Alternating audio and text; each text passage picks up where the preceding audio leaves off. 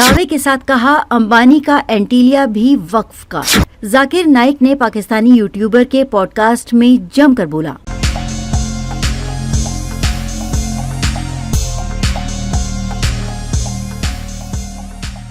जाकिर नाइक, जो एक समय मजहबी उपदेशक के रूप में जाना जाता था, अब भारत में भगौड़ा घोषित हो चुका है और मलेशिया में शरण लेकर भारत के खिलाफ विवादास्पद बयानबाजी कर रहा है।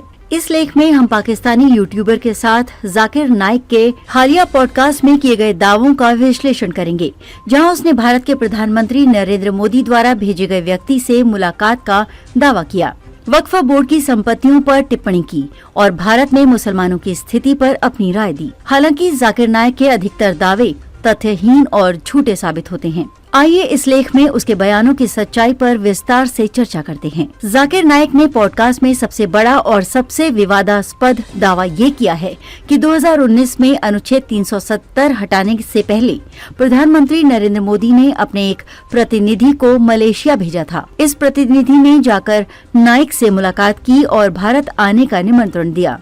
नाइक के अनुसार ये मुलाकात इसलिए हुई थी क्योंकि भारत सरकार और जाकिर नाइक के बीच रिश्ते सुधारने की बात हो रही थी।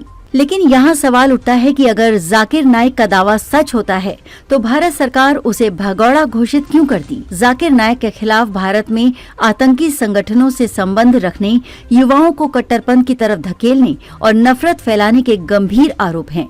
उसकी गतिविधियों को देखते हुए भारत सरकार ने उसे कानूनन अपराधी माना है। इस संदर्भ में पीएम मोदी द्वारा भेजे गए व्यक्ति से मुलाकात का दावा पूरी तरह झूठ प्रतीत होता है। नाइक ने यह भी दावा किया कि पीएम मोदी के प्रतिनिधि ने उसे अनुच्छेद 370 पर सरकार का समर्थन करने के लिए कहा था।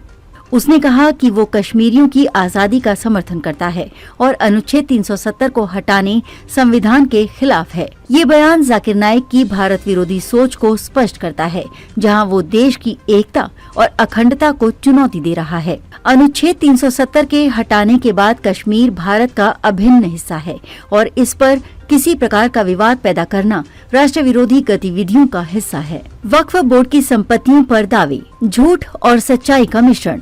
जाकिर नाइक ने वक्फ बोर्ड और उसकी संपत्तियों पर भी लंबी चर्चा की।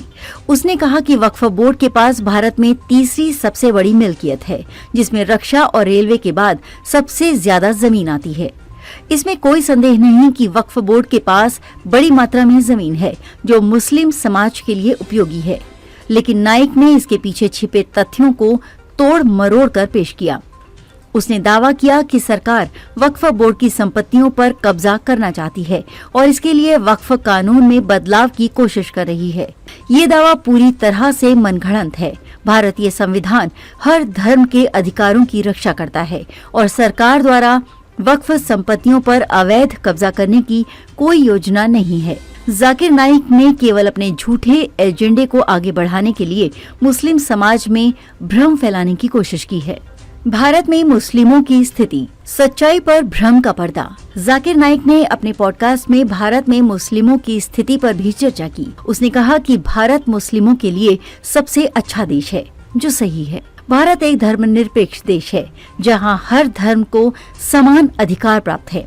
मुस्लिमों के लिए यहाँ पर्सनल लॉ बोर्ड, वक्फ बोर्ड जैसी संस्थाएं हैं जो उनके धार्मिक और सामाजिक अधिकारों की रक्षा करती हैं। लेकिन जाकिर नाइक ने सच्चाई का इस्तेमाल भी अपने झूठ को छिपाने के लिए किया है। उसने कहा कि अगर मोदी सरकार वक्फ कानून में बदलाव करती है तो इससे मुस्लिम समाज की संपत्तियों पर खतरा मंडराएगा।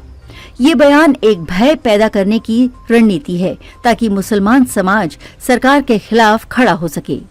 झूठ और सच्चाई का पर्दाफाश।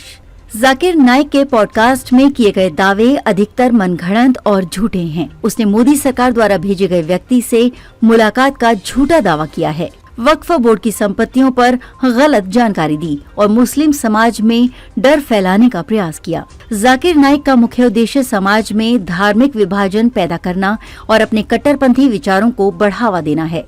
भारत जैसे लोकतांत्रिक और धर्मनिरपेक्ष देश में हर धर्म को समान अधिकार प्राप्त हैं और सरकार द्वारा उद्देश्य समाज की भलाई और देश की एकता को बनाए रखना है। जाकिर नाइक जैसे लोगों को बेनकाब करना और उनके झूठ का पर्दाफाश करना बेहद जरूरी है।